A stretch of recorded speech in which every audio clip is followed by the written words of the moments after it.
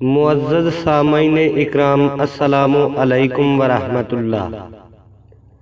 اعوذ باللہ من الشیطان الرجیم، بسم اللہ الرحمن الرحیم۔ حضرت عبداللہ بن مسعود رضی اللہ تعالی عنہ سے روایت ہے، نبی کریم صلی اللہ علیہ وآلہ وسلم نے فرمایا، جب آدمی ثواب کی نیت سے اپنے اہل و عیال پر خرچ کرے پس وہ بھی اس کے لیے صدقہ ہے۔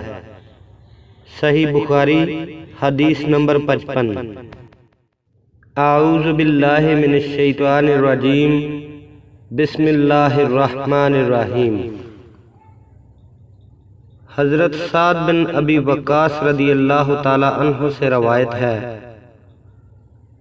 حضرت صلی اللہ علیہ وآلہ وسلم نے فرمایا، بے شک تو جو خرچ کرے اور اس سے تیری نیت اللہ کی رضا حاصل کرنے کی ہو تو تجھے اس کا ثواب ملے گا، یہاں تک کہ اس پر بھی جو تو اپنی بیوی کے منہ میں ڈالے۔ صحیح بخاری حدیث نمبر 56۔ اعوذ باللہ من الشیطان الرجیم، بسم اللہ الرحمن الرحیم۔ جریر بن عبداللہ رضی اللہ تعالی عنہ نے کہا کہ میں نے رسول پاک صلی اللہ علیہ وآلہ وسلم سے نماز قائم کرنے، زکوٰۃ ادا کرنے اور ہر مسلمان کی خیر خواہی کرنے پر بیعت کی۔ صحیح بخاری حدیث نمبر 57۔ اعوذ باللہ من الشیطان الرجیم، بسم اللہ الرحمن الرحیم۔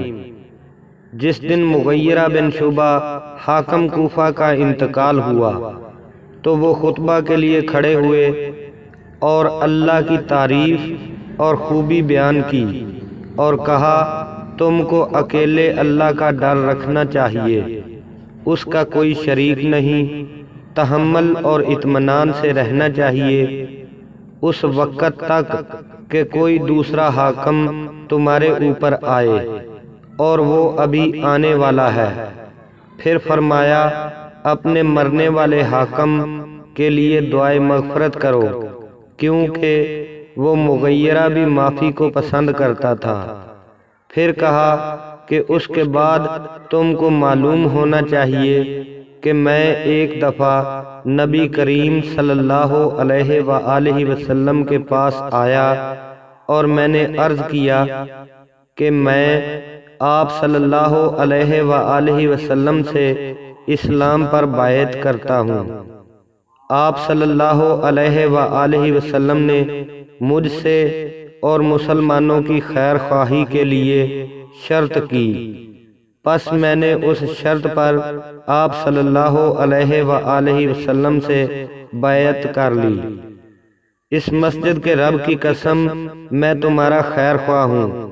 پھر استغفار کیا اور ممبر سے اتر آئے۔ صحیح بخاری حدیث نمبر 58۔